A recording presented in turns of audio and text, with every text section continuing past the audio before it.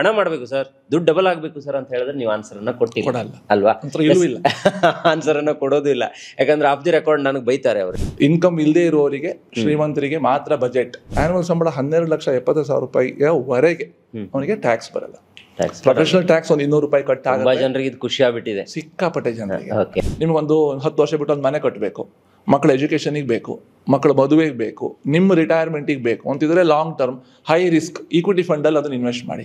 ಪ್ರಪಂಚದ ಯಾವುದೇ ಭಾಗಕ್ಕೆ ಹೋಗಿ ನಿಮ್ಗೆ ಈ ಅನುಕೂಲ ಇದ್ರೆ ಹೇಳಿ ಸರ್, ಅಲ್ಲಿಗೆ ಶಿಫ್ಟ್ ಆಗೋದು. ನೀವು ತುಂಬಾ ಮಾತಾಡ್ತಾರಲ್ಲ, ನಿಮ್ಗೆ ಹಣದಿಂದ ಹಣ ಮಾಡ್ಲಿಕ್ಕೆ 3 ಆಪ್ಷನ್. ಒಂದು ರಿಯಲ್ ಎಸ್ಟೇಟ್, ಒಂದು ಗೋಲ್ಡ್, ಒಂದು ಬಂದು ಈಕ್ವಿಟಿ ಮಾರ್ಕೆಟ್. ನಿಮ್ಮ ಕೆಲಸ ಬಿಟ್ಟು ಇದನ್ನೇ ಕರೆಕ್ಟ್ ಆಗಿ ಮಾಡಿ ಇಲ್ಲಿ ದುಡ್ಡು ಮಾಡ್ಲಿಕ್ಕೆ ಆಗತ್ತೆ. ನಿಮ್ಮ ಕೆಲಸದೊಟ್ಟಿ ಪುರ್ಸೋತಲ್ಲಿ ಇದನ್ನ ಮಾಡ್ತೀನಿ, ನೀವು ಈ ಜನ್ಮಕ್ಕೆ ದುಡ್ಡು ಮಾಡಲ್ಲ. ಪ್ರಿಯ ವೀಕ್ಷಕರೇ ನಮಸ್ಕಾರ. ಕಾರ್ಯಕ್ರಮವನ್ನು ನೋಡಿ ಸುಮ್ಮನಾಗಬೇಡಿ, ನಮ್ಮ ವಾಹಿನಿಯನ್ನ ಸಬ್ಸ್ಕ್ರೈಬ್ ಮಾಡ್ಕೊಳ್ಳಿ. ಹಾಯ್ ಹಲೋ ನಮಸ್ಕಾರ ವೀಕ್ಷಕರೇ, ನಾನು ಸಂದೀಪ್ ಶೆಟ್ಟಿ, ಹೆಗ್ಗದ್ದೆ. ಇದು ಹೆಗ್ಗದ್ದೆ ಸ್ಟುಡಿಯೋ. ವೀಕ್ಷಕರೇ, ನಿಮಗೆ ಕಳೆದ ಅನೇಕ ಎಪಿಸೋಡ್ಗಳಲ್ಲಿ ಹೆಗ್ಗದ್ದೆ ಸ್ಟುಡಿಯೋದಲ್ಲಿ ಈ ಮ್ಯೂಚುವಲ್ ಫಂಡ್, ಹಣದಿಂದ ಹಣ ಮಾಡೋದು, ಹಣ ಹೂಡಿಕೆ ಮಾಡೋದು ಇತ್ಯಾದಿಗಳೆಲ್ಲದರ ಬಗ್ಗೆ ಒಂದು ಕಂಪ್ಲೀಟ್ ಡೀಟೇಲ್ಸ್ ಮಾಹಿತಿಯನ್ನು ಎಪಿಸೋಡ್ ಬೈ ಎಪಿಸೋಡಲ್ಲಿ ನಿಮಗೆ ಕೊಡ್ತಾ ಹೋಗಿದ್ದೀವಿ. ಸೊ ಅದನ್ನು ಸಾಕಷ್ಟು ಜನ ವೀಕ್ಷಣೆ ಕೂಡ ಮಾಡಿದ್ದಾರೆ. ನಾನು ಯಾರನ್ನ ಈ ಕಾರ್ಯಕ್ರಮದಲ್ಲಿ ತೋರಿಸಿದ್ದೀನಿ ಅವರಿಗೆ ಸಾಕಷ್ಟು ಕಾಲ್ಸ್ ಕೂಡ ಮಾಡಿ ವಿಚಾರಣೆಯನ್ನು ಮಾಡಿದ್ದಾರೆ ಅನ್ನೋದು ಗೊತ್ತಾಯಿತು. ಹಾಗಾಗಿ ಈ ಕಾರ್ಯಕ್ರಮವನ್ನು ನಿಲ್ಲಿಸೋದು ಬೇಡ, ಕಂಟಿನ್ಯೂ ಮಾಡೋಣ ಅನ್ನುವಂಥ ಇರಾದೆಯಲ್ಲಿ ಆರಾ ಫೈನಾನ್ಷಿಯಲ್ ಸರ್ವಿಸ್ ಫೌಂಡರ್ ಆಗಿರುವಂತಹ ಶ್ರೀಧರ್ ಭಟ್ ಅವ್ರನ್ನ ಮತ್ತೊಮ್ಮೆ ನನ್ನ ಕಾರ್ಯಕ್ರಮದಲ್ಲಿ ಇವತ್ತು ಜಾಯಿನ್ ಮಾಡಿಸ್ಕೊಂಡಿದ್ದೀನಿ. ಬನ್ನಿ, ನಿಮ್ಮೆಲ್ಲರ ಪರವಾಗಿ ಅವರನ್ನ ಇವತ್ತಿನ ಕಾರ್ಯಕ್ರಮಕ್ಕೆ ಆತ್ಮೀಯವಾದ ಸ್ವಾಗತವನ್ನು ಕೋರ್ತಾ ಇದ್ದೀನಿ. ಸರ್, ಕಾರ್ಯಕ್ರಮ ನಮಸ್ಕಾರ. ಸರ್, ಕಳೆದ ಬಾರಿ ನಾವು ಕಾರ್ಯಕ್ರಮವನ್ನು ಮಾಡಿದಾಗ ಸುಮಾರು ಜನ ನಿಮ್ಮನ್ನ ಕಾಂಟ್ಯಾಕ್ಟ್ ಮಾಡಿದ್ರು. ಈಗ ವ್ಯಕ್ತಿಗತವಾಗಿ ನನಗೂ ಕೂಡ ಈ ಮ್ಯೂಚುವಲ್ ಫಂಡ್ ಇರಬಹುದು ಅಥವಾ ಈ ಸೆಗ್ಮೆಂಟಲ್ಲಿ ಒಂದಿಷ್ಟು ಕನ್ಫ್ಯೂಷನ್ಸ್ಗಳು ಅಥವಾ ಕ್ವಶನ್ಸ್ಗಳು ಇದ್ದಿದ್ದೆ. ಅಂತಹ ಎಲ್ಲಾ ಪ್ರಶ್ನೆಗಳನ್ನ ನಿಮಗೆ ನಾವು ಕೇಳ್ಕೊಂತ ಹೋಗಿದ್ದೀವಿ. ನೀವು ಸರಿಯಾಗಿ ಅಂದ್ರೆ ಮಾಹಿತಿ ಭರಿತವಾಗಿ, ಈಗ ಹಣ ಮಾಡಬೇಕು ಸರ್, ದುಡ್ಡು ಡಬಲ್ ಆಗಬೇಕು ಸರ್ ಅಂತ ಹೇಳಿದ್ರೆ ನೀವು ಆನ್ಸರ್ ಅನ್ನ ಕೊಡ್ತೀವಿ ಅಲ್ವಾ? ಆನ್ಸರ್ ಅನ್ನ ಕೊಡೋದು ಇಲ್ಲ, ಯಾಕಂದ್ರೆ ಆಫ್ ದಿ ರೆಕಾರ್ಡ್ ನನಗೆ ಬೈತಾರೆ ಅವರು. ಯಾಕಂದ್ರೆ ಏನಿದು ನೀವು ಹಂಗೆ ಹಣದಿಂದ ಹಣ ಮಾಡೋದು ಅಂತ ಹೇಳಬೇಕು ಅಷ್ಟೇ, ಬಿಟ್ರೆ ಡಬಲ್ ಆಗುತ್ತೆ, ತ್ರಿಬಲ್ ಆಗುತ್ತೆ ಅನ್ನುವಂಥ ಪದವನ್ನ ಯೂಸ್ ಮಾಡಬಾರ್ದು ಅನ್ನುವಂಥ ಒಂದು ಘೋಷವಾಕ್ಯವನ್ನು ಕೂಡ ಅವ್ರು ಇಟ್ಕೊಂಡಿದ್ದಾರೆ ಅಂತ ಹೇಳ್ಬಹುದು. ಸೊ 2004ರಿಂದ ನೀವು ಇಂಡಸ್ಟ್ರಿಯಲ್ಲಿ ಇದ್ದೀರಾ, ಜೊತೆಗೆ 2009ರಿಂದ ನಿಮ್ಮದೇ ಸ್ವಂತ ಸಂಸ್ಥೆಯನ್ನ ಬೆಂಗಳೂರು ಮತ್ತೆ ಉಜಿರೆಯಲ್ಲಿ ಹೊಂದಿದ್ದೀರಾ. ಸರಿಸುಮಾರು 600 ಕೋಟಿಗೂ ಅಧಿಕ ಮೊತ್ತದ ಹೂಡಿಕೆ ನಿಮ್ಮ ಸಂಸ್ಥೆ ಮೂಲಕ ಆಗಿದೆ ಮ್ಯೂಚುವಲ್ ಫಂಡ್. ಎಸ್, ಈಗ ಸದ್ಯಕ್ಕೆ 3000 ಕ್ಲೈಂಟ್ಸ್ ಇದ್ದಾರೆ. ಸೊ ನಮ್ಮ ಕಾರ್ಯಕ್ರಮವನ್ನು ನೋಡಿದ ನಂತರ ಇನ್ನೂ ಕೂಡ ಸಾಕಷ್ಟು ಆಗಿದೆ ಅಂತ ಹೇಳ್ಬೋದು. ಸರ್, ಸದ್ಯಕ್ಕೆ ಇವತ್ತಿನ ಒಂದು ಕಾರ್ಯಕ್ರಮದ ವಿಚಾರಕ್ಕೆ ಬರೋದಾದ್ರೆ, ಮೊನ್ನೆ ಅಷ್ಟೇ ಬಜೆಟ್ ಮಂಡನೆ ಆಯಿತು. ಈ ವರ್ಷದ ಬಜೆಟ್ ಅನ್ನ ನಮ್ಮ ಮಾಧ್ಯಮದವರು ಡ್ರೀಮ್ ಬಜೆಟ್ ಅಂತ ಹೇಳಿದ್ರು. ಸೊ ನಾವು ಕೂಡ ಅದ್ರ ಬಗ್ಗೆ ಸ್ವಲ್ಪ ಮಾತಾಡಿದ್ವಿ. ಮಧ್ಯಮ ವರ್ಗದ ಜನರಿಗೆ ಈಗ ನಮ್ಮ ದೇಶವನ್ನ ಆಳ್ತಾ ಇರುವಂತಹ ಸರ್ಕಾರ ಕೊಟ್ಟಿರುವಂತಹ ಮಹತ್ತರವಾದ ಕೊಡುಗೆ ಅಂತ ಕೂಡ ಮಧ್ಯಮ ವರ್ಗದವರು ಹೇಳಿದ್ರು.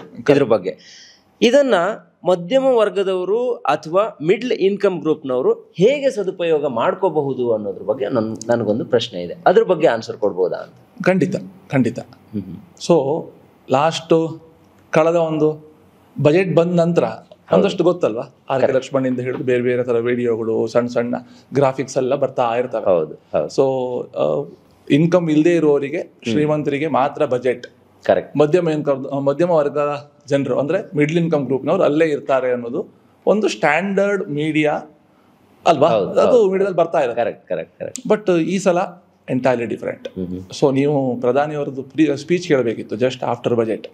ಅದನ್ನ ಕನ್ನಡದಲ್ಲಿ ಹೇಳ್ಬೇಕಂತಿದ್ರೆ ಹಿಂದಿಲಿ ಹೇಳಿರೋದವರು, ಪ್ರತಿ ದೇಶವನ್ನು ನಡೆಸುವಂತಹ ಏನು ಗೌರ್ಮೆಂಟ್ಸ್ ಇರ್ತಾವೆ ಅವರು ದೇಶದ ಬೊಕ್ಕಸವನ್ನ ಅಂದ್ರೆ ಖಜಾನೆಯನ್ನ ಬೆಳೆಸೋದು ಹೇಗೆ ಅಂತ ಆಲೋಚನೆ ಮಾಡ್ತಾರೆ. ಆದ್ರೆ Bharat for A change middle income ಜನರ ಕೈಗೆ ದುಡ್ಡು ಕೊಡೋದು ಹೇಗೆ ಅನ್ನೋದ್ರ ಬಗ್ಗೆ ನಾವು ಪರಿಣಾಮಕಾರಿಯಾಗಿ ಕೆಲಸ ಮಾಡಿದೀನಿ ಅಂತ ಹೇಳಿದ್ರು. ತುಂಬಾ ಚೆನ್ನಾಗಿ ಸ್ಪೀಚ್ ಮಾಡಿದ್ರು ಅವರು. ಅದು ಆಗಿದೆ. ನಿಮ್ಗೆ ಎಕ್ಸ್ಪ್ಲೇನ್ ಮಾಡ್ಬೇಕಂತ ಹೇಳಿದ್ರು ಶೆಟ್ರೆ, ಕಳೆದ ವರ್ಷ ಅಂದ್ರೆ ಈ ಫಿನಾನ್ಷಿಯಲ್ ಇಯರ್ ಮಾರ್ಚ್ಗೆ ಮುಗಿಯುತ್ತೆ, 2025 ಮಾರ್ಚ್ ಎಂಡಿಂಗ್. ಈಗ ನಿಮ್ಗೆ ಹೇಗೆ ಒಂದು 6 ಲಕ್ಷದವರೆಗೆ ಸಂಬಳ ಇದ್ರೆ ಆಲ್ಮೋಸ್ಟ್ ಟ್ಯಾಕ್ಸ್ ಬರಲ್ಲ, ಗೊತ್ತಾಯ್ತಲ್ವಾ? ಅಲ್ಲಿ 2 ಕ್ಯಾಟಗರಿ ಇದೆ, ಓಲ್ಡ್ ಸ್ಟ್ರಕ್ಚರ್, ನ್ಯೂ ಸ್ಟ್ರಕ್ಚರ್ ಇದೆ. ನ್ಯೂ ಸ್ಟ್ರಕ್ಚರ್ ಅಲ್ಲಿ ನಿಮ್ಗೆ ಆಲ್ಮೋಸ್ಟ್ ಅಪ್ ಟು 6 lakhs ನಿಮ್ಗೆ ಟ್ಯಾಕ್ಸ್ ಬರಲ್ಲ. ಬಟ್ ಈಗ ಹೊಸ ಬಜೆಟ್ ಅಲ್ಲಿ 2025-26 ನಂತರ ಬಜೆಟ್ ಅಲ್ಲಿ ಆಲ್ಮೋಸ್ಟ್ 12,75,000 ರೂಪಾಯಿವರೆಗೆ ಆನ್ಯುವಲ್ ಇನ್ಕಮ್ ಮಂತ್ಲಿ ಸ್ಯಾಲರಿ ಇರುವವರಿಗೆ ಓಕೆ ಅಂದ್ರೆ ಅದನ್ನ ಡಿವೈಡ್ ಮಾಡ್ಕೊಳ್ಳಿ. ಆನ್ಯುವಲ್ ಸಂಬಳ 12,70,000 ವರೆಗೆ ಅವನಿಗೆ ಟ್ಯಾಕ್ಸ್ ಬರಲ್ಲ. ಪ್ರೊಫೆಷನಲ್ ಟ್ಯಾಕ್ಸ್ ಒಂದು 200 ರೂಪಾಯಿ ಕಟ್ ತುಂಬಾ ಜನರಿಗೆ ಇದು ಖುಷಿ ಆಗ್ಬಿಟ್ಟಿದೆ, ಸಿಕ್ಕಾಪಟ್ಟೆ ಜನರಿಗೆ. ಓಕೆ ಏನಾಗುತ್ತೆ ಅಂತ ಹೇಳಿದ್ರೆ ನಮ್ಮ ದೇಶದ 140 ಕೋಟಿ ಪಾಪ್ಯುಲೇಷನ್ ಅಲ್ಲಿ ಟ್ಯಾಕ್ಸ್ ಕಟ್ಟುವವರೇ ಒಂದು 3-4% ಅಂತ ಅಲ್ಲ, ಐ ಥಿಂಕ್ 3% ಇರ್ಬೇಕು. ಕರೆಕ್ಟ್ ನಂಬರ್ ನನ್ನ ಹತ್ರ ಇಲ್ಲ, ಮೈ ಅಪಾಲಜೀಸ್. ಆಯ್ತಾ, ಇದು ಆದ ನಂತರ ಆಕ್ಚುಲಿ ಟ್ಯಾಕ್ಸ್ ಕಟ್ಟುವವರ ಸಂಖ್ಯೆ 0.4% ಬೀಳುತ್ತೆ. ಈಗ ಏನು 6 ಲಕ್ಷ 10 ಲಕ್ಷ 12 ಲಕ್ಷ 12,75,000 ಸಂಬಳ ಇರುವವರು ವಾರ್ಷಿಕ ಅವರೆಲ್ಲರೂ ಟ್ಯಾಕ್ಸ್ ಫೈಲ್ ಮಾಡಬೇಕಾಗತ್ತೆ. ಬಟ್ 12,70,000 ರೂಪಾಯಿವರೆಗೆ ಆನ್ಯುವಲ್ ಇನ್ಕಮ್ ಇರುವವರು ಟ್ಯಾಕ್ಸ್ ಬರಲ್ಲ. ನಿಮ್ಗೆ ಅರ್ಥ ಆಯ್ತಲ್ವಾ? ಇದು ಒಂದು ದೊಡ್ಡ ಕೊಡುಗೆಗೆ. ಒಂದು ನಿಮಗೆ ಒಂದು ಸಣ್ಣ ಉದಾಹರಣೆ ಹೇಳ್ಬೇಕಂತಿದ್ರೆ, ಒಂದು ತಿಂಗಳಿಗೆ ಆಸ್ ಆಫ್ ನೌ ಈಗ ಈ ಫಿನಾನ್ಷಿಯಲ್ ಇಯರ್ ಅಲ್ಲಿ ತಿಂಗಳಿಗೆ 70,000 ರೂಪಾಯಿ ಸಂಬಳ ಬರ್ತಾ ಇದೆ ಅಂತ ಮಾಡಿ. ಏಪ್ರಿಲ್ ನಂತರ ನಿಮ್ಗೆ ಹೆಚ್ಚು ಕಡಿಮೆ 2,500 ರೂಪಾಯಿ ಸ್ವಲ್ಪ ಚಿಲ್ಲರೆ ಆಡ್ ಆಗುತ್ತೆ. 2,500 ರೂಪಾಯಿ ಪ್ರತಿ ತಿಂಗಳು ಉಳಿಯುತ್ತೆ. ವರ್ಷಕ್ಕೆ ಎಷ್ಟಾಯ್ತು? 30,000 ರೂಪಾಯಿ ಆಯ್ತು. ಅದೇ ಒಂದು ತಿಂಗಳಿಗೆ 90,000 ರೂಪಾಯಿ ಇವಾಗ ಬರ್ತಾ ಇರುವವರಿಗೆ 5,200 ರೂಪಾಯಿ ಅಂದ್ರೆ ಹೆಚ್ಚು ಕಡಿಮೆ 60,000 ಚಿಲ್ಲರೆ ಪ್ರತಿ ವರ್ಷಕ್ಕೆ ಉಳಿಯುತ್ತೆ. ಇದು ಈ ಉಳಿತ ನಿಜವಾಗ್ಲೂ ಉಳಿತಾಯವೇ ಇದು. ಯಾಕಂದ್ರೆ ಈ ವರ್ಷ ಅದು ನೀವು ಟ್ಯಾಕ್ಸ್ ಕಟ್ಟಿದ್ದೀರಿ, ಬರುವ ವರ್ಷದಿಂದ ಅದು ನಿಮಗೆ ಉಳಿತಾಯ ಆಯ್ತು. ಆಯ್ತಾ? ಉಳಿತಾಯ ಅಂದ್ರೆ ಏನು? ಸೇವಿಂಗ್. ಸೇವಿಂಗ್ ಆದ ಹಣವನ್ನ ಏನ್ ಮಾಡ್ಬೋದು ನೀವು? ನಮ್ಮ ಫೇವರೇಟ್ ಕೆಲಸ ಖರ್ಚು ಮಾಡೋದು ಅಲ್ವಾ? ಆಯ್ತಾ? ಇಲ್ಲ ಅಂದ್ರೆ ನಿಮ್ಮ ಹತ್ರ ಈ ಹಣ ಏನು ಉಳಿದಿದೆ ಆ ಹಣ ಒಂದು 3-4 ವರ್ಷದ ಒಳಗಡೆ ನಿಮಗೆ ಬೇಕಂತಿದ್ರೆ ನೀವು ಒಂದು RD ಹಾಕ್ಬೋದು, ಇಲ್ಲ ಶಾರ್ಟ್ ಟರ್ಮ್ ಮ್ಯೂಚುವಲ್ ಫಂಡ್ಸ್ ಅಲ್ಲಿ ಹಾಕ್ಬೋದು. ಅದೇ ನೀವು ಈ ಸರ್ಪ್ಲಸ್ ಹಣ ಏನು ಉಳಿಯುತ್ತೆ ಅದು ನಿಮ್ಗೊಂದು ಮೀಡಿಯಂ ಟರ್ಮಿಗೆ ಒಂದು 4-5-6 ವರ್ಷದ ನಂತರ ಯಾವುದೋ ಒಂದು ಗೋಲ್ ಇದೆ, ಆ ಗೋಲಿಗೆ ಮ್ಯಾಚ್ ಮಾಡಿಕೊಂಡು ಹೈಬ್ರಿಡ್ ಫಂಡ್ ಅಲ್ಲಿ ನೀವು SIP ಹಾಕ್ಬೋದು. ಸಿಸ್ಟಮ್ಯಾಟಿಕ್ ಇನ್ವೆಸ್ಟ್ಮೆಂಟ್ ಪ್ಲಾನ್ ನಮ್ಮ ಹಳೆ ವಿಡಿಯೋದಲ್ಲಿ ತುಂಬಾ ಕವರ್ ಮಾಡಿದೀವಿ ನಾವು. SIP ಅಂದ್ರೆ ಏನು, ಹೇಗೆ, ಏನು ಅಂತ ಕಮೆಂಟ್ಸ್ ಅಲ್ಲಿ ಬೇಕಾದ್ರೆ ಆ ಲಿಂಕ್ಸ್ ಹಾಕಿ ಜನರಿಗೆ ಹೆಲ್ಪ್ ಆಗುತ್ತೆ. ಗೊತ್ತಾಯ್ತಲ್ವಾ? ಈ ಸೇವಿಂಗ್ ಏನಾಗುತ್ತೆ, ನೀವು ಇಲ್ಲಿವರೆಗೆ ಅಯ್ಯೋ ಮಾರ್ರೆ ನನ್ನ ಹತ್ರ ದುಡ್ಡೇ ಇಲ್ಲ, ಖರ್ಚಿಗೆ ಅಲ್ಲಿಂದ ಅಲ್ಲಿಗೆ ಆಗತ್ತೆ ಅಂತ ನಿಮ್ಮ ಮನಸ್ಥಿತಿ ಇದ್ದದಿದ್ರೆ ಈ ಸಲ ನೀವು ಕಾರಣ ಕೊಡ್ಲಿಕ್ಕಿಲ್ಲ. ಇದೀಗ ಆಲ್ರೆಡಿ ನಿಮ್ಗೆ ಅದು ಬಫರ್ ಬಂದ ಹಾಗೆ. ಇನ್ನು ಈ ಕಂಪನಿ ಎಷ್ಟೇ ದೊಡ್ಡದಿರ್ಲಿ ಸಣ್ಣದಿರ್ಲಿ ಒಂದು ಸಣ್ಣ ಇನ್ಕ್ರಿಮೆಂಟ್ ಭಾರತದಲ್ಲಿ ಏಪ್ರಿಲ್ ನಿಂದ ಪ್ರತಿ ಸಂಬಳದವರೆಗೂ ಸಿಗುತ್ತೆ. ಸಣ್ಣದಿರ್ಬೋದು ದೊಡ್ಡದಿರ್ಬೋದು, ಕಂಪನಿಗೆ ಹೊಂದ್ಕೊಂಡು ನಿಮ್ಮ ಪ್ರೊಫೆಷನ್ಗೆ ಹೊಂದ್ಕೊಂಡು ಇದ್ದೇ ಇರುತ್ತೆ. ಕರೆಕ್ಟ್ ಅಲ್ವಾ? ಅದು ಬೇರೆ, ಇದು ಬೇರೆ. ಇದನ್ನ ದಯವಿಟ್ಟು ಹೂಡಿಕೆ ಮಾಡಿ, ಸದುಪಯೋಗ ಪಡಿಸ್ಕೋಬೇಕು. ಹೌದು. ಇಲ್ಲ ನಿಮ್ದು ಯಾವ್ದೋ ಒಂದು ರನ್ನಿಂಗ್ EMI ಇದೆ, ಯಾವ್ದೋ ಒಂದು ಸಾಲ ಇದೆ, EMI ಇದೆ, ಅದನ್ನ ನೀವು EMI ಜಾಸ್ತಿ ಮಾಡಿ. ನಿಮ್ಮ ರನ್ನಿಂಗ್ EMI ಇದ್ದು ಅದನ್ನ ಜಾಸ್ತಿ ಮಾಡಿದ್ರೆ ಏನಾಗುತ್ತೆ? ಲೋನ್ ಟೆನ್ಯೂರ್ ಕಡಿಮೆ ಆಗುತ್ತೆ. ಕರೆಕ್ಟ್ ಅಲ್ವಾ? ಸೊ ನಮ್ಮ ಈ ವಿಡಿಯೋದಲ್ಲಿ ನಿಮ್ಗೆ ಎಕ್ಸ್ಪ್ಲೈನ್ ಮಾಡ್ಲಿಕ್ಕೆ ಇಷ್ಟಪಡೋದು ಇಷ್ಟೇನೆ. ನಾವು ಕಳೆದ ಈ ವರ್ಷಕ್ಕೆ ಹೋಲಿಸ್ಲಿಕ್ಕೆ ಹೋದ್ರೆ ನೆಕ್ಸ್ಟ್ ಇಯರ್ ನಿಂದ ನಿಮ್ಮ ಇನ್ವೆಸ್ಟಿಬಲ್ ಸರ್ಪ್ಲಸ್ ಏನಿದೆ ಅದು ಜಾಸ್ತಿ ಆಗುತ್ತೆ. ಆಯ್ತಾ? ಯಾಕಂದ್ರೆ ಟ್ಯಾಕ್ಸ್ ಕಡಿಮೆ ಆಯ್ತು ನಿಮ್ಗೆ. ಅದನ್ನ ನೀವು ಸದುಪಯೋಗ ಮಾಡ್ಕೊಳ್ಳಿ. ಆ ಹಣ ಶಾರ್ಟ್ ಟರ್ಮ್ ಬೇಕಾದ್ರೆ less risky or no risky ಪ್ರಾಡಕ್ಟಿಗೆ ಹಾಕಿ. 4, 5, 6 ವರ್ಷ ಮೀಡಿಯಂ ಟರ್ಮ್ ಅಲ್ಲಿ ಹಣ ವಾಪಸ್ ಬೇಕು ಅಂತಿದ್ರೆ ಮಾಡರೇಟ್ ರಿಸ್ಕಿ ಪ್ರಾಡಕ್ಟಿಗೆ ಹಾಕಿ. ಲಾಂಗ್ ಟರ್ಮ್ ನಿಮ್ಗೊಂದು 10 ವರ್ಷ ಬಿಟ್ಟು ಒಂದು ಮನೆ ಕಟ್ಟಬೇಕು, ಮಕ್ಕಳ ಎಜುಕೇಶನಿಗೆ ಬೇಕು, ಮಕ್ಕಳ ಮದುವೆಗೆ ಬೇಕು, ನಿಮ್ಮ ರಿಟೈರ್ಮೆಂಟಿಗೆ ಬೇಕು ಅಂತಿದ್ರೆ long term high risk equity fund ಅಲ್ಲಿ ಅದನ್ನ ಇನ್ವೆಸ್ಟ್ ಮಾಡಿ. ಅರ್ಥ ಆಯ್ತಲ್ವಾ? ಈ ತರ ಬೇರೆ ಬೇರೆ ಆಪ್ಷನ್ಸ್ ಇದಾವೆ, ಅದನ್ನ ನೋಡಿ ನೀವು ಪ್ಲಾನ್ ಮಾಡಿ ಇನ್ವೆಸ್ಟ್ ಮಾಡಿ. ಈಗ ನನ್ನ ಹತ್ರ ಹಣ ಇದೆ ಸರ್, ಹೌದು. ಸೊ ನನಗೆ ಎಲ್ಲಿ ಇನ್ವೆಸ್ಟ್ ಮಾಡಬೇಕು ಅನ್ನೋದು ಗೊತ್ತಾಗಿಲ್ಲ ಅಂದ್ರೆ ನಿಮ್ ಕಾಂಟ್ಯಾಕ್ಟ್ ನಂಬರ್ ನ ಕೊಟ್ಟಿದ್ರೆ ಬಹುಶಃ ನೀವು ಅದಕ್ಕೆ ಬೆಸ್ಟ್ ಸಜೆಷನ್ ಕೊಡ್ತೀರಾ? ಹೇಗೆ? ನೋಡಿ, ನಾನು ಮ್ಯೂಚುವಲ್ ಫಂಡ್ ಡಿಸ್ಟ್ರಿಬ್ಯೂಟರ್. ಆಯ್ತಾ? ನಾನು ಈ ವ್ಯವಹಾರಕ್ಕೆ ಬಂದು 20 ವರ್ಷ ಆಯ್ತು. ನೀವು ಮೊದಲೇ ಕವರ್ ಮಾಡಿದ ಹಾಗೆ ನಮ್ಗೊಂದು 3,000 ಕ್ಲೈಂಟ್ಸ್ ಇದ್ದಾರೆ. ವೈಟ್ ಫೀಲ್ಡ್ ಅಲ್ಲಿ ಒಂದು ಆಫೀಸ್ ಮಾಡಿದೀವಿ, ಬೆಂಗಳೂರಲ್ಲಿ ಉಜಿರೆಯಲ್ಲಿ ಒಂದು ಆಫೀಸ್ ಇದೆ. ನಮ್ಮ ಸ್ಟಾಫ್ ಇರ್ತಾರೆ. ನಮ್ಮ ಹೆಲ್ಪ್ ಲೈನ್ ನಂಬರ್ ನೀವು ಯೂಶುವಲಿ ತೋರಿಸ್ತೀರಲ್ಲ, ಎಂಡಿಂಗ್ 07 ಸ್ಟಾಫ್ ಇದ್ದಾರೆ, ವಿಕ್ರಮ್ ಅಂತ ಇದ್ದಾರೆ. ನಾವು 7-8 ಜನ ಟೀಮ್ ಇದೀವಿ. ನೀವು ಅಲ್ಲಿ ವಾಟ್ಸ್ಆಪ್ ಕಳಿಸಿ, ಇಮೇಲ್ ಕಳಿಸಿ, ಇಲ್ಲ ಒಂದು ವಾಯ್ಸ್ ಓವರ್ ಬಿಡಿ, ನಂಗೆ ಈ ತರ ಇನ್ಫಾರ್ಮೇಶನ್ ಬೇಕು, ಈ ತರ ಇನ್ವೆಸ್ಟ್ ಮಾಡಬೇಕು ಅಂತ ಒಂದು ಇನ್ಫಾರ್ಮೇಶನ್ ಕೊಡಿ. ನಿಮ್ಮ ಹತ್ರ ಏನು ಎಂತ ತಿಳ್ಕೊಂಡು ಕರೆಕ್ಟ್ ಆಗಿ ನಿಮ್ಗೆ ಇನ್ವೆಸ್ಟ್ ಮಾಡ್ಲಿಕ್ಕೆ ಗೈಡ್ ಮಾಡ್ತೀವಿ. ಖಂಡಿತ ಸರ್.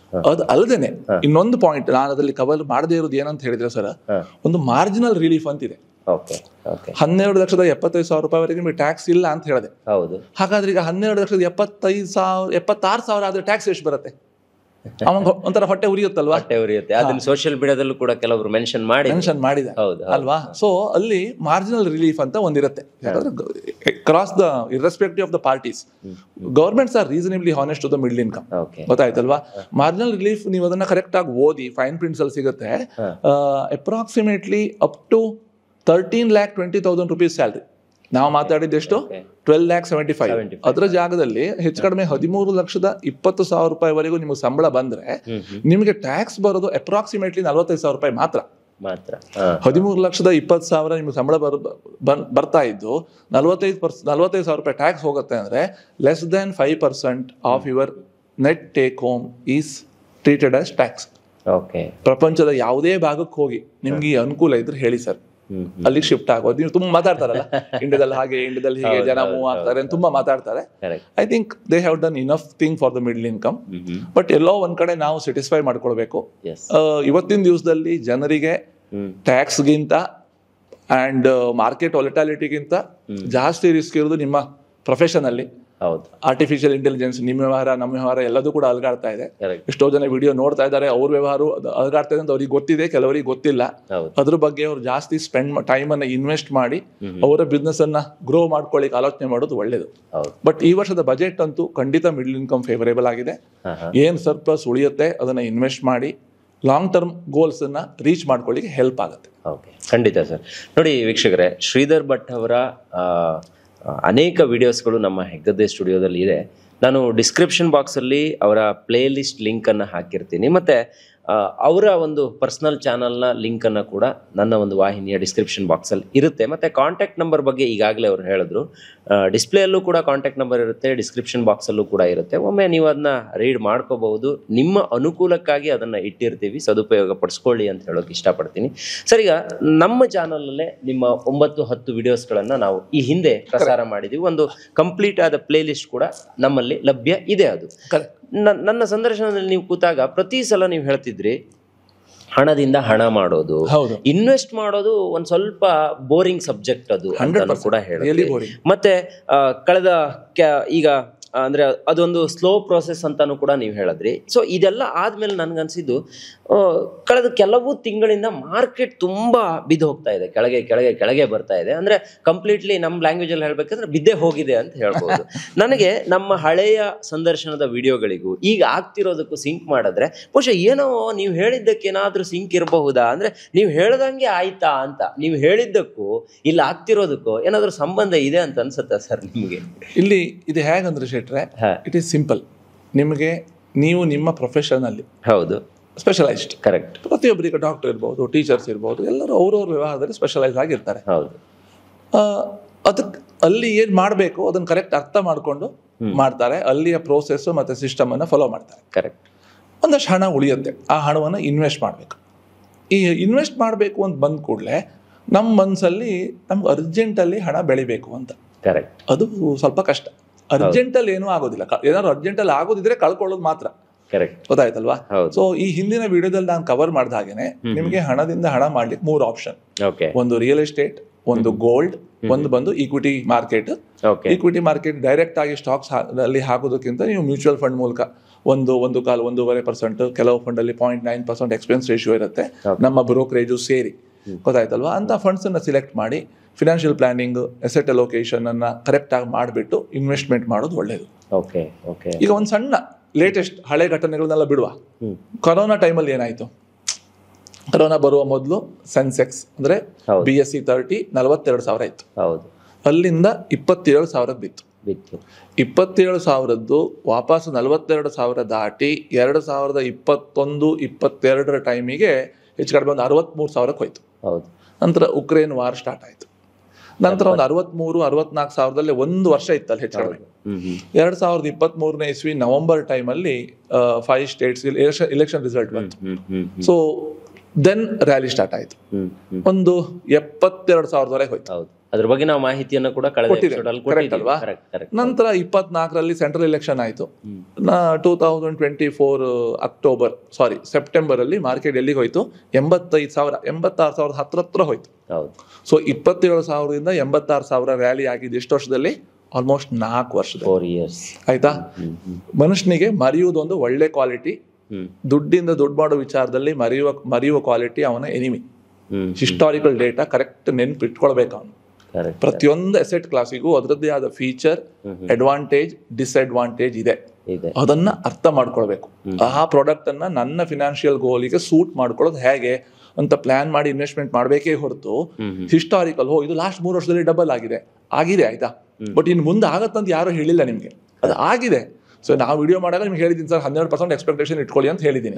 ನಮ್ಮ ಕಸ್ಟಮರ್ಸು ಕೂಡ ಆ ರಿಟರ್ನ್ಸ್ ಪಡೆದಿದ್ದಾರೆ. ಬಟ್ ನಾವು ನಿಮ್ಮ ರಿಟರ್ನ್ ಎಕ್ಸ್ಪೆಕ್ಟೇಷನ್ ಫಿಟ್ ಮಾಡಿರೋದು 12ರಿಂದ 14, ಯಾಕಂದ್ರೆ that is A possible number. ಅರ್ಥ ಆಯ್ತಲ್ವಾ? ಇರೋದನ್ನ ಹೇಳಬಾರ್ದು. ಕರೆಕ್ಟ್. ಅತಿರೇಕ ಆಗಿದ್ದೇನಾಗುತ್ತೆ ಅದೇ ಇವಾಗ ಆಗ್ತಾ ಇರೋದು. ಫಾರ್ ಸಮ್ ರೀಸನ್ ಟೆಕ್ನಿಕಲಿ ಹೇಳಿಕ್ ಹೋದ್ರೆ ಅರ್ಧ ಗಂಟೆ ಮಾತಾಡ್ಬೋದು, 85ವರೆಗೆ ಹೋಗುವ ಅವಶ್ಯಕತೆ ಇರಲಿಲ್ಲ. For so many reason it went to 86. ಈಗ ಅದಕ್ಕೆ ಮಾರ್ಕೆಟಿಗೆ ಗೊತ್ತಾಗ್ತಾ ಇದೆ ಇದು ಸಸ್ಟೈನ್ ಆಗದೆ ಇರಬಹುದು ಅಂತ ಮಾರ್ಕೆಟಿಗೆ ಫೀಲ್ ಆಗ್ತಾ ಇದೆ. ಅದಕ್ಕೆ ಕರೆಕ್ಷನ್ ಬರ್ತಾ ಇದೆ. ಈ ಹಿಂದೆ ನೀವು 2008ನೇ ಇಸ್ವಿ ಉದಾಹರಣೆ ತಗೊಳ್ಳಿ, 2010-11 ಉದಾಹರಣೆ ತಗೊಳ್ಳಿ, 2014 ಉದಾಹರಣೆ ತಗೊಳ್ಳಿ, 2018 ಲಾಂಗ್ ಟರ್ಮ್ ಕ್ಯಾಪಿಟಲ್ ಗೇನ್ ಬಂತು, long term capital gain tax ಬಂತು, ಆ ಟೈಮಲ್ಲೆಲ್ಲ ತಗೊಳ್ಳಿ. 3-4 ವರ್ಷ, 2 ವರ್ಷ ಮಾರ್ಕೆಟ್ ಡೌನ್ ಆಗಿದ್ದಿದೆ. ಈಗ ಎಲ್ಲಿ ಮೊನ್ನೆ ಅಕ್ಟೋಬರ್ ಇಂದ ಇವತ್ತಿನವರೆಗೆ ಹೆಚ್ಚು ಕಡಿಮೆ 4.5 ತಿಂಗಳು ಬಿದ್ದಿರೋದು. ಅದು ಏನು ಭಯಂಕರವಾಗಿ ಬಿದ್ದಿಲ್ಲ. 86,000 75,000 ಬಂದಿರೋದು. ಕೆಲವು ಸ್ಟಾಕ್ ಸಿಕ್ಕಾಪಟ್ಟೆ ಬಿದ್ದಿದೆ. ಮಿಡ್ ಕ್ಯಾಪ್ ಸ್ಮಾಲ್ ಕ್ಯಾಪ್ ತುಂಬಾ ಜಾಸ್ತಿ ಬಿದ್ದಿದ್ದಾವೆ. ನೀವು ಇನ್ವೆಸ್ಟ್ಮೆಂಟ್ ಸ್ಟಾರ್ಟ್ ಮಾಡುವ ಮೊದಲು ಏನಕ್ಕೆ ಸ್ಟಾರ್ಟ್ ಮಾಡಿದ್ರಿ? ಹಿಸ್ಟಾರಿಕಲ್ ರಿಟರ್ನ್ಸ್ ನೋಡಿ ಸ್ಟಾರ್ಟ್ ಮಾಡಿದ್ರಿಯಾ? ನಿಮ್ಮ ಫಿನಾನ್ಷಿಯಲ್ ಪ್ಲಾನ್ಗೆ ಹೊಂದ್ಕೊಂಡು ಮಾಡಿದ್ರಿಯಾ? ಅದನ್ನು ತಿಳ್ಕೋಬೇಕು. ನೀವು first answer your self, because it's your hard and money. 20% 30% tax ಕಟ್ಟಿ ಉಳಿದ ಹಣವನ್ನ ನಿಮ್ಮ ಲಾಂಗ್ ಟರ್ಮ್ ಗೋಲ್ಸಿಗೆ ಹಾಕಿದ್ದೀರಾ. ಅದೇ ನೀವು ಸ್ಪೆಕ್ಯುಲೇಷನ್ಗೆ ಬಂದಿರೋದಾ? ಸ್ಪೆಕ್ಯುಲೇಷನ್ಗೆ ಬಂದದಲ್ಲ, ಟ್ರೇಡಿಂಗ್ ಬಂದದ್ದು. ಹೋದಾದ್ರೆ ಈ ವಿಡಿಯೋ ನೀವು ನೋಡ್ಬೇಡಿ, ನಿಮ್ಗೆ ಇದು ಮ್ಯಾಚೇ ಆಗಲ್ಲ. ನೀವು ನೋಡ್ಬೇಕಾದ ವಿಡಿಯೋಗಳೇ ಬೇರೆ. ನಾವು ಇನ್ವೆಸ್ಟ್ಮೆಂಟ್ ಪ್ಲಾನಿಂಗ್, ಆ ಪ್ಲಾನ್ ಮಾಡಿ ಇನ್ವೆಸ್ಟ್ ಮಾಡೋದು ಹೇಗೆ, ಹಣದಿಂದ ಹಣ ಮಾಡೋದು ಹೇಗೆ, ಅದ್ರ ಬಗ್ಗೆ ಎಕ್ಸ್ಪ್ಲೈನ್ ಮಾಡ್ತೀವಿ. ಈ ತರ ವೊಲಟಾಲಿಟಿ ಇವಾಗ ಏನಿದೆ ಅದು ಇನ್ನೊಂದು 6 ತಿಂಗಳು ಕಂಟಿನ್ಯೂ ಆಗ್ಬೋದು, 1 ವರ್ಷ ಕಂಟಿನ್ಯೂ ಆಗ್ಬೋದು. ಮಾರ್ಕೆಟ್ ಕಡಿಮೆ ಇದ್ದಾಗ ಬೈ ಮಾಡಿದ್ರೆ ನಿಮಗೆ ಯೂನಿಟ್ಸ್ ಜಾಸ್ತಿ ಬರುತ್ತೆ. ನೆಕ್ಸ್ಟ್ ರ್ಯಾಲಿ ಯಾವಾಗ ಬರುತ್ತೆ ಆವಾಗ ಅದ್ರದ್ದು NAV ಮೇಲೆ ಹೋಗುತ್ತೆ, ನಿಮಗೆ ಅನುಕೂಲ. ಮಾರ್ಕೆಟ್ ಬಿದ್ದಾಗ you should be happy. Ideally ಒಂದು ಹಂತದಲ್ಲಿ ಸೇಫ್ ಆಗಿ ಹಣದಿಂದ ಹಣ ಮಾಡಬೇಕು ಅಂತ ಹೇಳಿದ್ರೆ ನಮ್ಮ ಎಪಿಸೋಡ್ ಅನ್ನ ಕಂಪ್ಲೀಟ್ ಆಗಿ ನೋಡ್ಬೇಕು, ನೋಡಿ ಅರ್ಥ ಮಾಡ್ಕೊಳ್ಳಿ. ಅರ್ಜೆಂಟ್ ಆಗಿ ಹಣ ಮಾಡ್ಲಿಕ್ಕೆ ಖಂಡಿತ ಆಗಲ್ಲ. ಆತರ ಯಾರಾದ್ರೂ ನಿಮಗೆ ಹೋಪ್ಸ್ ಕೊಟ್ಟದಿದ್ರೆ ನೀವು ಅವ್ರ ನಂಬರ್ ಸೇವ್ ಮಾಡಿದ್ರು ತೊಂದರೆ ಇಲ್ಲ. ನೀವು ನೋಡ್ಬೋದಲ್ಲ ಇವಾಗ ಪೇಪರ್ ಅಲ್ಲಿ ನೀವು ತುಂಬಾ ಬರುತ್ತೆ ಸರ್, 2ನೇ ಪೇಜ್ 3ನೇ ಪೇಜ್ ಯಾವುದೇ ಮೀಡಿಯಾ ಪೇಪರ್ ತೆಗೆದು ನೋಡಿದ್ರು ಕೂಡ ಸ್ಟಾಕ್ ಟ್ರೇಡಿಂಗ್ ಟ್ರಿಪ್ಸ್ ಇಂದಾಗಿ 1 ಲಕ್ಷ ಕಳ್ಕೊಂಡ್ರು, 2 ಕೋಟಿ ಕಳ್ಕೊಂಡ್ರು, 3 ಕೋಟಿ ಕಳ್ಕೊಂಡ್ರು, ಆಪ್ ಡೌನ್ಲೋಡ್ ಮಾಡಿ ಕಳ್ಕೊಂಡ್ರು ಅಂತ ಓದಿದ್ದಾರೆ. ಅಷ್ಟಾದ್ರೂ ಕೂಡ ನಮ್ಮ ದುರದೃಷ್ಟ ಏನಂತ ಹೇಳಿದ್ರೆ ನಮ್ಗೆ ಆ ಕ್ವಿಕ್ ಮನಿ, ಅದರಿಂದ ನಾವು ಹೊರಗೆ ಬರ್ಬೇಕು. ಪ್ಲಾನಿಂಗ್ ಮಾಡಿ ಪ್ರೋಸೆಸ್ ಫಾಲೋ ಮಾಡಿ you can make money sir. Yes sir. Sir, ಈಗ ಒಂದಿಷ್ಟು ನೀವು ಪೇಪರ್ ಆರ್ಟಿಕಲ್ಸ್ ಬಗ್ಗೆ ಅಥವಾ ಪೇಪರ್ಗಳಲ್ಲಿ ಬರುವ ಆಡ್ಗಳ ಬಗ್ಗೆ ಹೇಳ್ತಾ ಇದ್ರಿ. ನಾನು ಒಂದಿಷ್ಟನ್ನ ಗಮನಿಸಿದ್ದೆ, ಅದನ್ನ ನಿಮ್ಗೆ ಕೇಳಬೇಕು ಅಂತ ಅನ್ಕೊಂತೀನಿ. ಒಂದಿಷ್ಟು ಪೇಪರ್ ಆರ್ಟಿಕಲ್ಸ್ ಇರಬಹುದು ಅಥವಾ ಈ ವಿಡಿಯೋ ಇನ್ಫೋಗ್ರಾಫಿಕ್ಸ್ ನಲ್ಲೂ ಕೂಡ ನಾನು ಕೆಲವೊಂದನ್ನ ನೋಡಿದ್ದೆ. ಮತ್ತೆ ವಾಟ್ಸಪ್ ಅಲ್ಲೂ ಕೂಡ ತುಂಬಾ ಅದ್ರ ಬಗ್ಗೆ ಬಂದಿತ್ತು. SIP ಯನ್ನ ಜನ ಸ್ಟಾಪ್ ಮಾಡ್ತಾ ಇದ್ದಾರೆ ಇತ್ತೀಚೆಗೆ ಹೇಳಿ. ಕಾರಣ ಅಂತ ಹೇಳಿದ್ರೆ ಮಾರ್ಕೆಟ್ ಬೀಳ್ತಾ ಇದೆ, ಇಷ್ಟೇ ರೀಸನ್ ಇರೋದು ಇಷ್ಟೇ. ಈಗ ನಿಮ್ಮ ಹತ್ರ ನಾನು ನೇರವಾಗಿ ಕೇಳೋದು, ಇದು ಈಗ ಜನ ಏನ್ SIP ಅನ್ನ ಸ್ಟಾಪ್ ಮಾಡ್ತಾ ಇದ್ದಾರೆ, ಇದು ಮಾಡ್ತಾ ಇರೋದು ಸರಿಯಾ? ಸೊ ಅವ್ರಿಗೇನಾದ್ರೂ ನಿಮ್ ಕಡೆಯಿಂದ ಅಡ್ವೈಸ್ ಅನ್ನ ಕೊಡ್ತೀರಾ? ಕರೆಕ್ಟ್. ಸೊ ನಿಮ್ಮ ಈ 2ನೇ ಪ್ರಶ್ನೆ ಮತ್ತೆ 3ನೇ ಪ್ರಶ್ನೆ they compliment each other. Actually ಚೆನ್ನಾಗಿ ಕೇಳಿದಿರೋದು. ಸೊ ಇಲ್ಲಿ ಏನಾಗುತ್ತೆ ಅಂತ ಹೇಳಿದ್ರು ಸರ್, ತಿಂಗಳಿಗೊಂದು 60,000 ಸಂಬಳ ಬರೋ ಉದಾಹರಣೆ ತಗೊಳ್ಳುವ, ಆಯ್ತಾ?